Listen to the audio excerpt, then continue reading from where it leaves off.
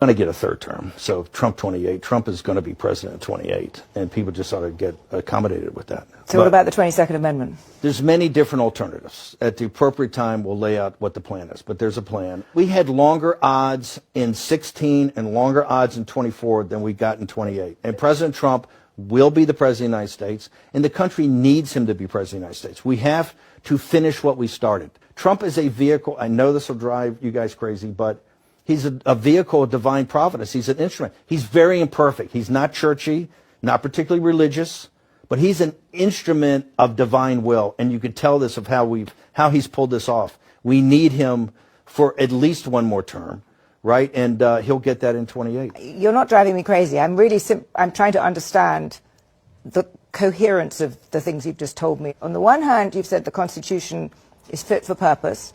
Secondly, you've said that President Trump needs another term, even though the 22nd Amendment makes pretty clear that he cannot have another term. Why does it make that clear? Because he's on his second term already.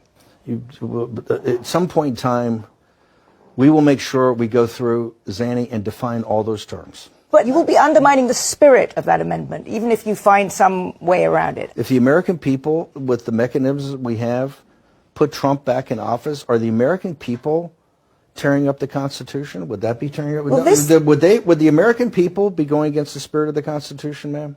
I think yes, actually, because I think what you will end up with is a populist justification for a quasi-dictatorship. That's not true at all.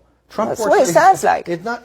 Trump is a dictatorship. Did you just see the compromises he had to make on the big, beautiful bill? You see the compromises he has to do on everything, on accommodating Zelensky, on what President Trump. President Trump is nothing but a series of negotiations to kind of keep this thing rolling forward, where he's having trade-offs all the time. Steve, you've just spent the last 20 minutes telling me we have to smash the other side. There's no room for debate. There's no room for compromise. We must smash them. And now you're telling me this is a negotiation. I mean, that's no. I guess that's why it seems to me some kind of tension there. The only way President Trump wins in 2028 and continues to stay in office is by the will of the American people, okay?